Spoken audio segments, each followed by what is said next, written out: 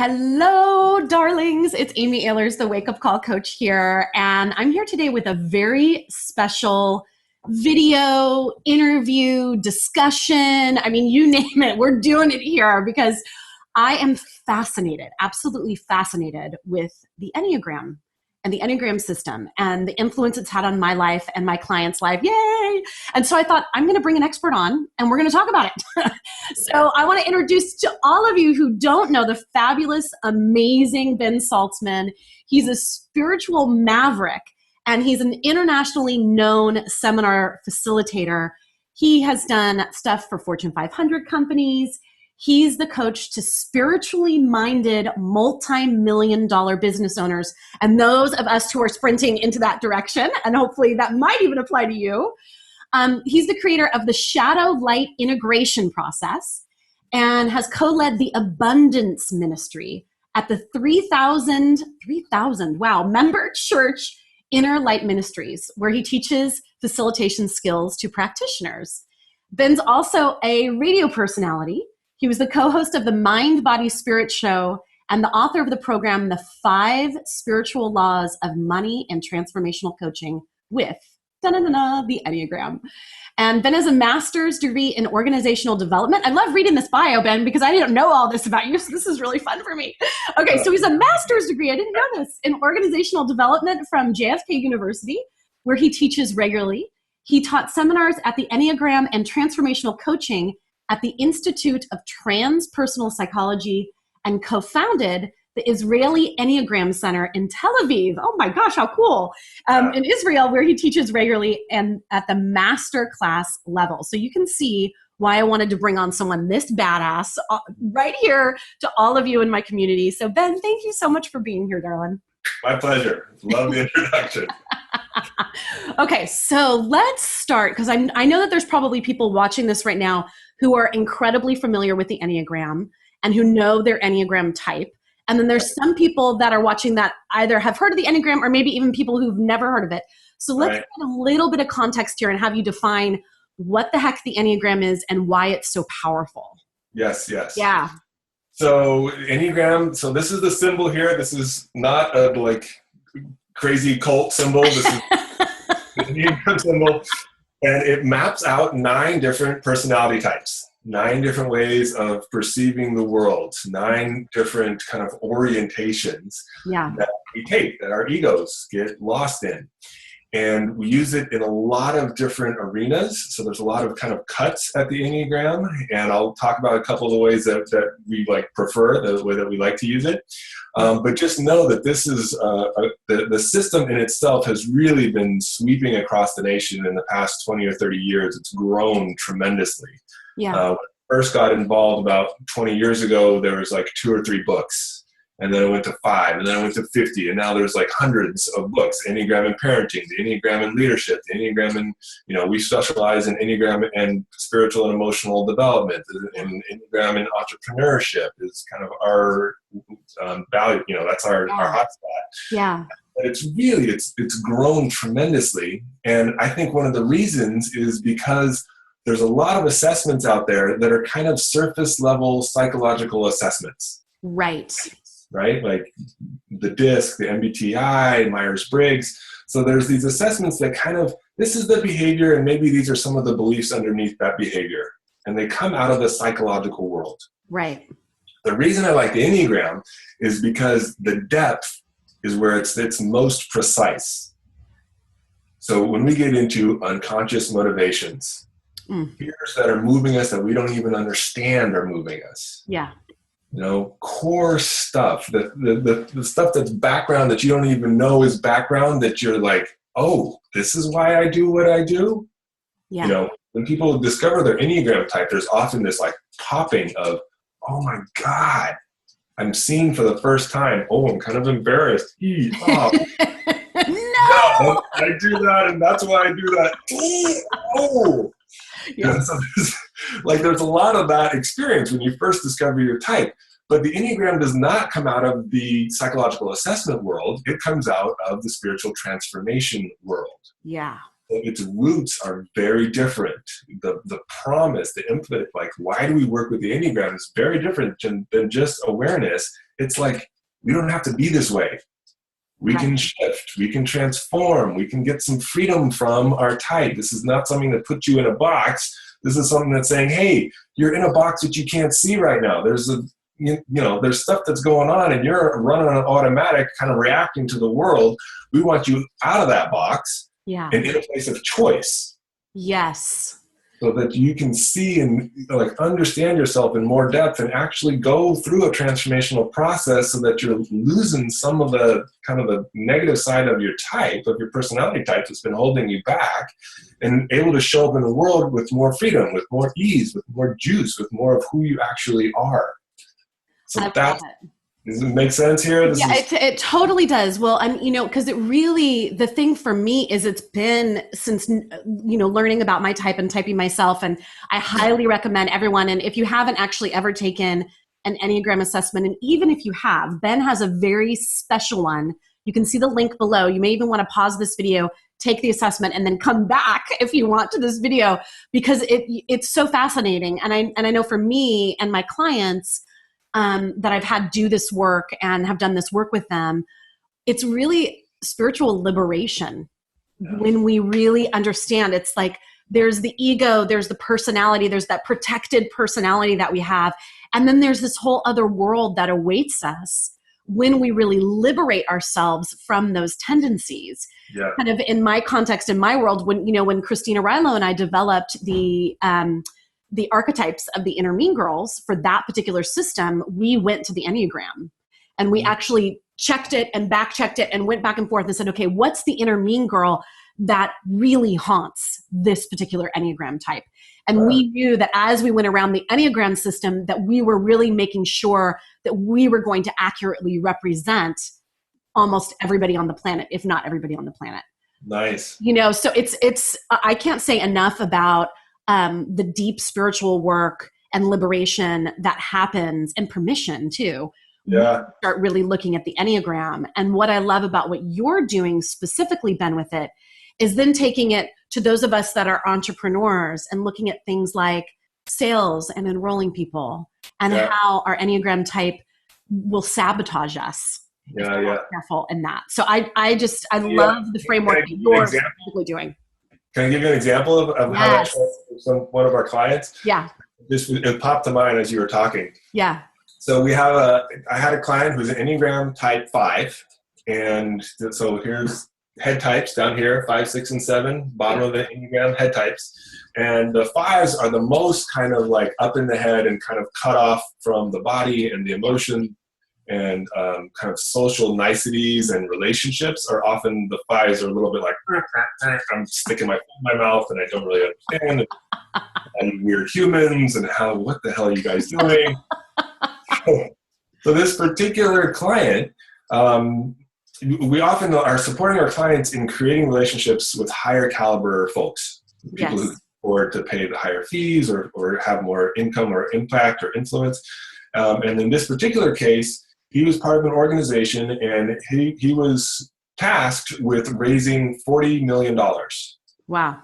So he had to go out to people who had quite a bit of money and create strong relationship, and bring in $40 million.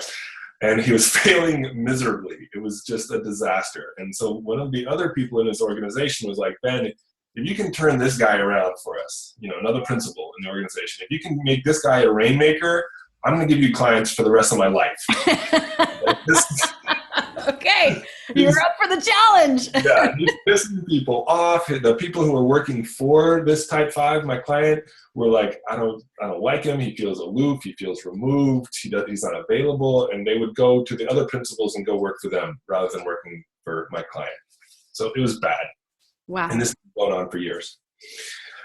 So we discover he's a type 5 on the Enneagram, and we kind of start going into the deep exploration to discover, why is it that you're so aloof and removed, and why are you having trouble forming these relationships? Right. Because from the entrepreneurial standpoint, for us to be able to create strong relationships, it's key. Right. This is the lifeblood of organizations, is to be able to create relationships that are supportive, that are trusting, that, like other people are like, yeah, I want to work with you. I mean, that swing is critical. Right. So we found some of the false beliefs. So all these 9 types are really based on some false belief. It's not true, right? And for the 5, the false belief is there's not enough. Not enough of me, not enough energy, not enough money. I've got to hoard, I've got to protect.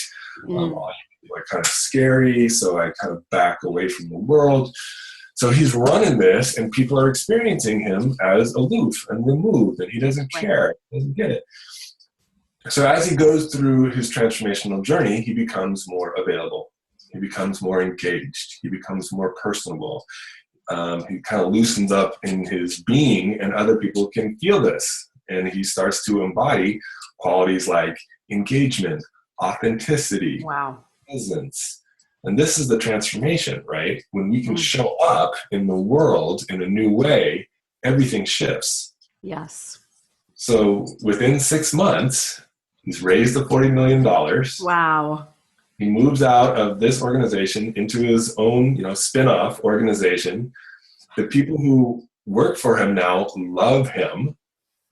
He's in a new building, and other people in the building who hear about him through the network come up to him in the building and stop him and say, I want to work for you. Everybody who works for you raves about you. I don't know what you're doing or what. I want to work for you.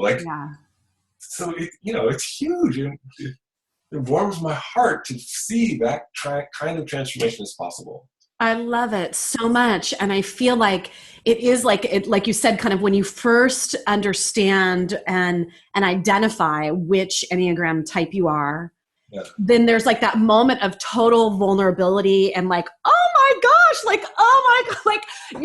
and then there's like this permission of like, oh, and then the Enneagram really leads you to find out how to release yourself from those big fat lies, as I would call them, from those limiting beliefs, from those core fears that each and every one of us has. But when you really identify with that core fear for your particular Enneagram type, it's like, oh my gosh. And I know for me, when I identify that, for me as a 7 on the Enneagram, it's like, oh, there's that thing again. There's that big fat lie. There's that inner mean girl that's telling me that my freedom is at stake, that I am going to die. Like I feel like a caged tiger. Everyone's trying to trap me. It's like one of the worst fears of the 7 type.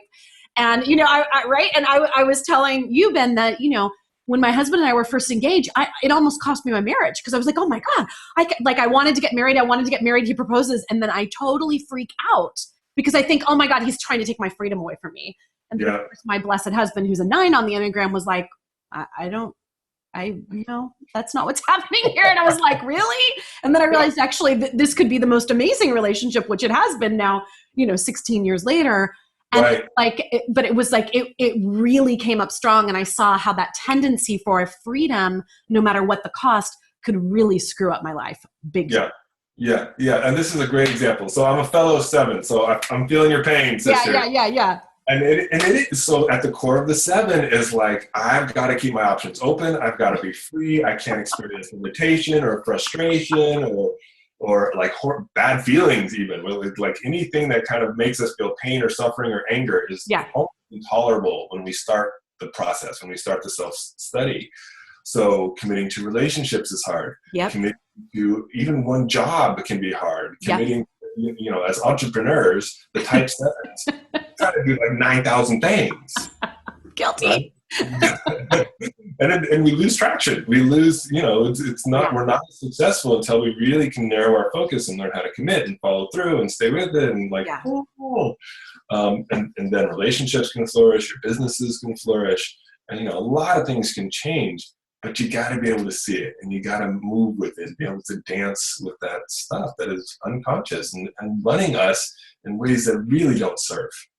Yeah. Well, as you were saying that, I was thinking about the birth of Evie Rose, my now 2-year-old, and how I really, really wanted a natural birth, to do it as naturally as possible.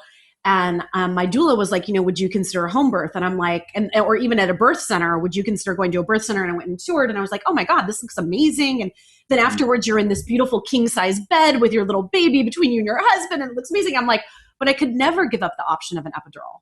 And I want to be able to have that choice in the moment of what I want. I couldn't, under no circumstances was I going to commit to that. And I ended up doing it without the epidural and, in a birthing tub, but in a hospital where if I changed my mind, damn it, I was going to be able to get that epidural immediately. Right, especially to get away from pain. Like, that's a big deal for the 7.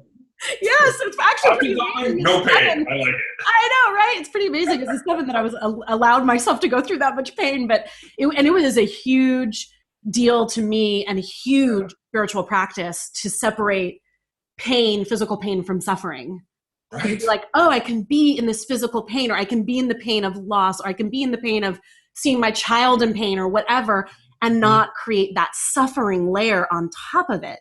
Right. It's really profound. Okay, so Ben, talk to me a little bit about, because I know you have an event coming up, and I want everyone we're going to have a link below to the assessment. Again, make sure everyone take the assessment. It's fascinating. Yeah. And I'm going to actually retake it too, because I always like to take the new ones. And then also you have an event coming up that I'm going to actually be able to be at and do a lunchtime learning session with people that I'm so excited about. And I know there's a very specific purpose and call to that event that I want to make sure you talk about today. Yes. Yeah. Right. So that specific event, and we do different events. Almost every event, we're looking at your Enneagram type and what is the shadow work that will free you up. Yes. And the shadow work, this is deep stuff. Your shadow is the unconscious part of you that, again, is running the show that you have rejected in yourself. So think about when you were younger. It might be the part of you that was shy. It might be the part of you that was mean. It might be the part of you that was nervous, that you didn't like to come out in social situations. Whatever. You've got your own things. That aspect of you that you're like, ugh, I don't like that. I don't want to be that. That's your shadow. Yes. And again, the shadow comes out and runs things, sabotages relationships, business success when you're at the edge of like the next jump. Yeah. When you're at the edge of getting married, when you're at the edge of more intimacy, in your business, when you're at the edge of breaking through to the next level, the shadow stuff comes out and goes, I'm going to take you down. And it's painful. Yeah. You say something stupid at this point, you miss a phone call, you blow out of a relationship, you close your heart in your intimate relationship. The shadow, it runs us in unconscious ways. And the more that we can bring it to the light, and the more that we can reintegrate the shadow, accept it rather than reject it, bringing it love rather than like, yeah, huge transformations, huge shifts.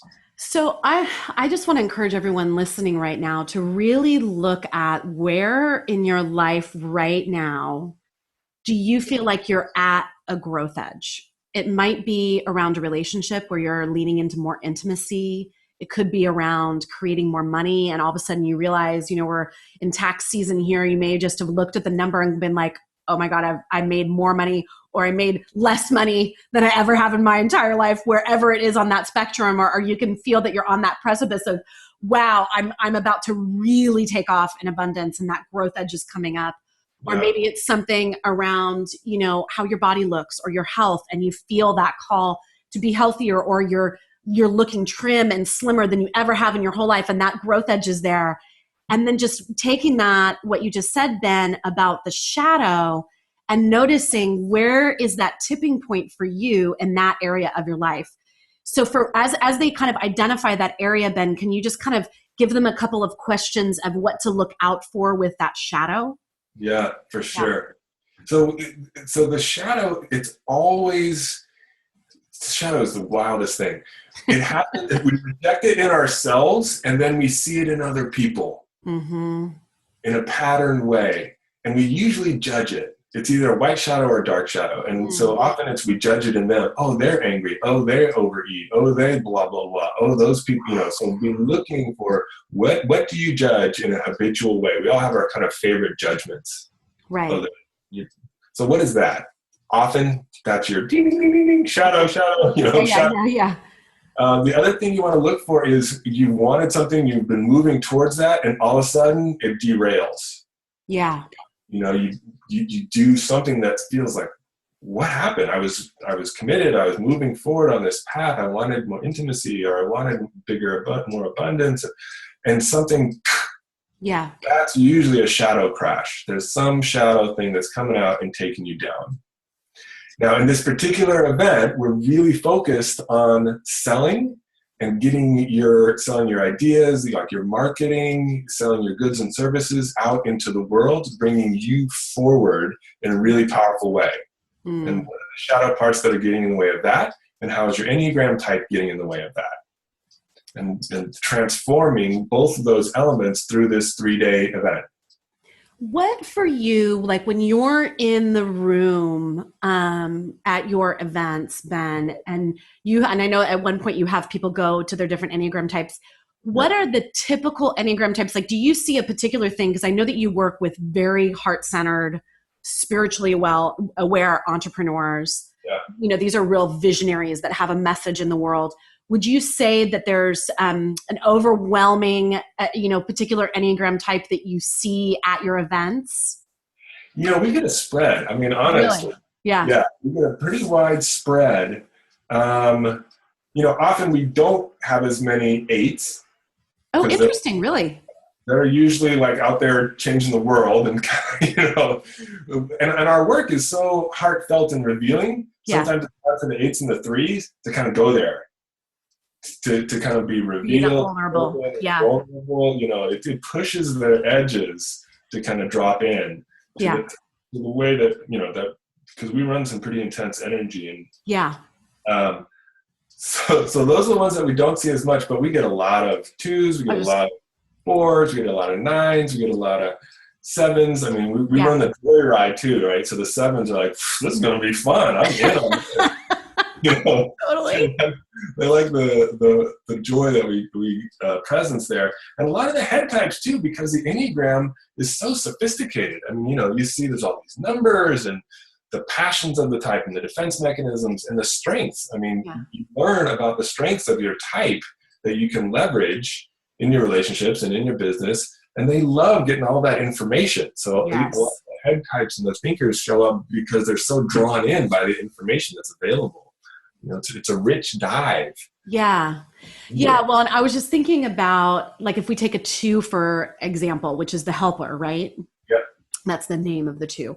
And I know that for me, I've seen a lot, like with Visionary Ignition Switch, which is a course that I've co-run for a few years with Lisa Rankin. And whenever I've done work with visionaries, I definitely feel like there's a lot of 2s that are there that have this message. They want to help. They want to contribute. And so can you give us an example for the 2 of how they might sabotage the enrolling, the sales, the marketing of their business so that they can actually receive abundance and make great livelihood for their gifts in the world? Yeah. So the 2s underneath for them is this kind of the what they can't see that's running the show is, I want to support you. I want to meet your needs. I want to help you out. They're just like giving, heart open, like, you're so cute. I love you. And I love Yeah. So the 2s kind of get lost in that, right? Yeah. If your attention is always out there and supporting over there and helping those folks, what you lose is your own agenda. Yeah. Your sense of self-worth, because we kind of put them above us.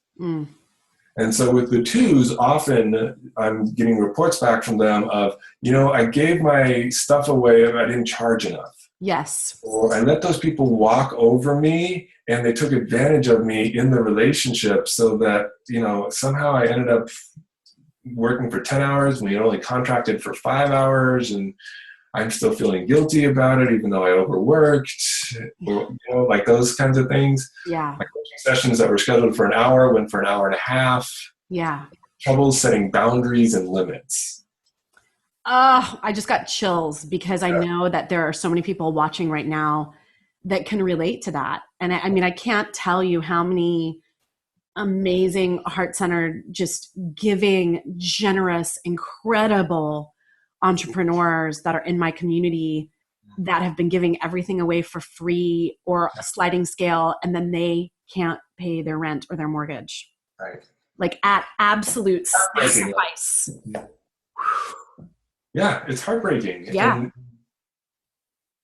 And so that there's this whole like discovering what's true, like just unraveling that is kind of Yes. step one, right? Yeah. Like and getting in there and understanding what's going on and why do I feel that way and how come my self-worth is lower and how come I let people take advantage, like, kind of unwinding and telling the truth about that is kind of step one.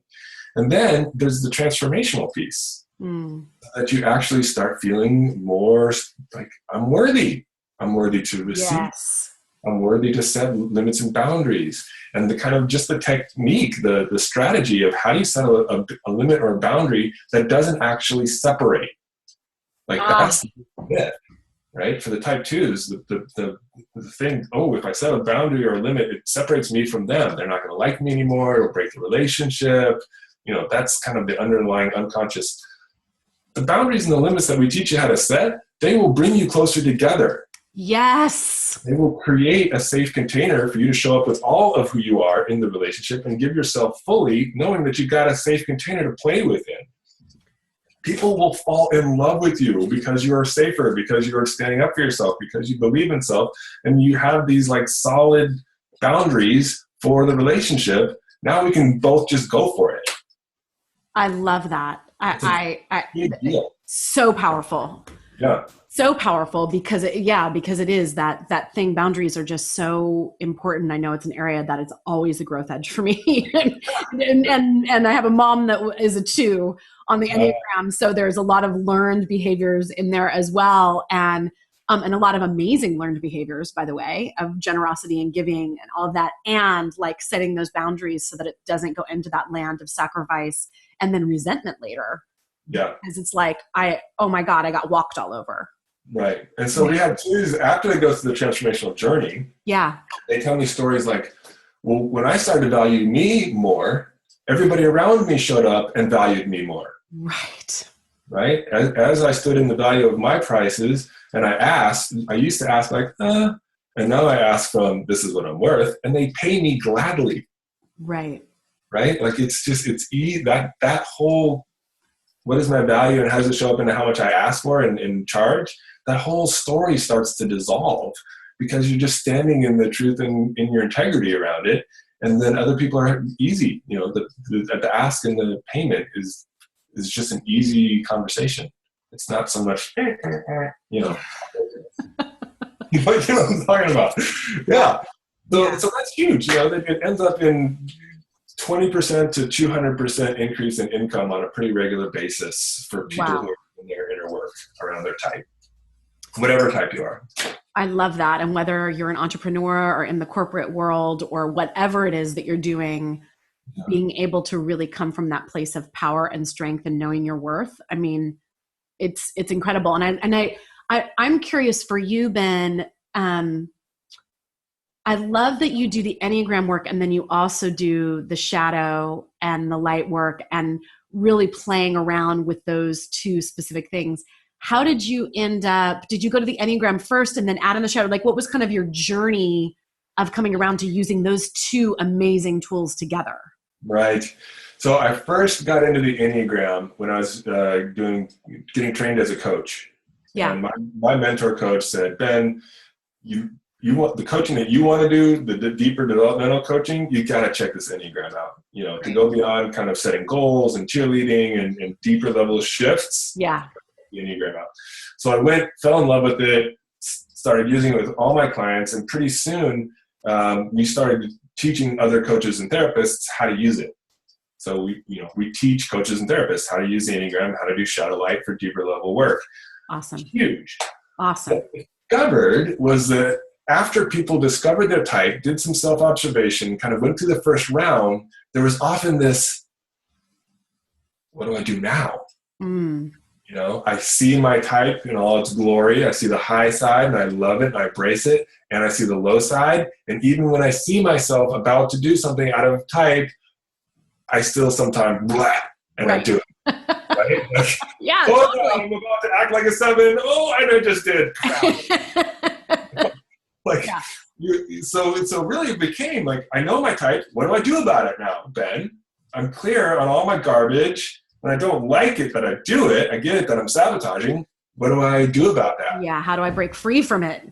Right. And so Totally. that's when we went into the shadow work. That was the missing element. You know, I was in these spiritual communities where people were very good at moving towards the light, right? Through Yeah. prayer, affirmation, you know, there's like a whole industry, a kind of new age industry built up around claiming our light and our strengths and the beautifulness that we are, which is all really important and required, Yeah. but incomplete. Mm-hmm. Without this shadow work, if you're not attending to this other part, it will take you down. Yeah. And so we would see that over and over. People start to go better, better, better, and then Yeah. right? They start going on the growth path and then they fall off. Yeah. And that's when we started. I said this: the shadow part it's invaluable. It's like you have to attend to that, or you're living half of the dream. You're only going so far, and then you fall off the rails. And so when we started incorporating shadow work, first we were doing it one-on-one, and then we started doing it in big group. And big group shadow work is freaking awesome. I've been there when you've done it, and it is amazing. It is like, whoo. Well, and it's one of the things that I find so powerful about that and doing that in a group, which I'm sure you're going to do at your event, is that there is this way where someone speaks what's unspeakable for you, like someone gives voice to something, and you're like, oh God, I can't, especially as a 7, right? I'm like, I can't even face that. I can't believe you said that. And you're just like, and then it all gets cleared. Like all of this subconscious, like, you know, terrestrial, dark, deep layer gets cleared for you because someone that's probably a different Enneagram type than me was able to say it, or was able to see from their perspective and their lens something that I'm so have my blinders on about. Yeah, it's like deeper truth is revealed. Blind spots are revealed. Yes. And when that deeper truth is spoken, it just frees up something energetically. And you actually get to like explore and see your stuff with more clarity and get freedom from it. And then in the group process, we move into some aspect of the divine, where you're embodying some high side and some of that strength and wisdom and joy and love and passion and presence. Ease with receiving, you know, some aspect of the divine that is so critical for us to integrate to live life fully, to have a really vibrant life. Yeah. So the whole room is kind of woo on the road. Shadow work. I love it. We end up in this like love bliss state of integrated self. So come play, you know, if that sounds appealing to you. Rise Up that's the program. Can I give the dates? I would love that. Yeah, give some information. The link, of course, is below here for the assessment and also for Ben's upcoming event that I'm going to be at. Woo! Yes, she'll be there. Rise Up Live, June 17, 18, 19. June 17, 18, 19. And if you can't make that, there are other things. You know, when you sign up for the assessment, we'll give you some other opportunities for online stuff and, you know, different ways for you to understand your type and start to work with it. But I would, you know, have you there, and we'll have you on a panel. We'll have you do some lunch stuff with a group at lunch. It's going to be fun. You know, you get a couple sevens in the house and like. I can't wait. I'm so excited to just get to come. As all of you can see, I mean, Ben is so incredible. He's so clear and powerful and embodied and compassionate and kind and like, I've been in Ben's presence multiple times and I adore him. So I hope that all of you watching are going to come and be with us live in June at the Rise Up event. And also take your Enneagram type right below, more information below about the event. I can't wait to be there with you, Ben. I can't wait to be in the room and get to be there and experience your work in that setting. I've experienced it like little snippets here and there, but I'm personally excited for my own growth to be in that room and to experience it. I'm in love with the Enneagram. I love the shadow work, even though, of course, it scares me, especially as a 7. But you know, there's so much. It's so simpatico with the inner mean girl work, and why I love it so much. So I am so excited to be there in June. I hope all of you watching will join me. Definitely take the assessment. As Ben said, if you can't make it for some reason in June, Ben has some other opportunities to do some stuff online. so that you can Yeah. start really diving in. Well served. We will support you in your journey. Yes. Awesome. The assessment is kind of like that tip of the iceberg to discover yourself. Yeah. And then, then you get to start the ride. And it's a fun ride. We got you through this. Yeah. Right. I've been doing this for 20 years. I put in my 10,000 hours. Yes. Like, we have strong support and a lot of talented facilitators in the room, and our online stuff is well vetted. People go through their transformational. We've taken 10,000 people through our transformational journey. So, like, we've done the work to lay the table for you to feast. Love it. Awesome. Yeah. Well, thank you so much, Ben, for doing this, especially for my community. I just wanted them to get a little appetizer, a little aperitif of Ben Saltzman and your genius and your goodness. And I'm sending so much love to all of you that took the time out for yourself and for your self-love and your self-care and your self-compassion to be with us today and to watch this video. So I'm sending so much love to all of you. It's Amy signing off. Much love. Bye-bye. Bye, y'all.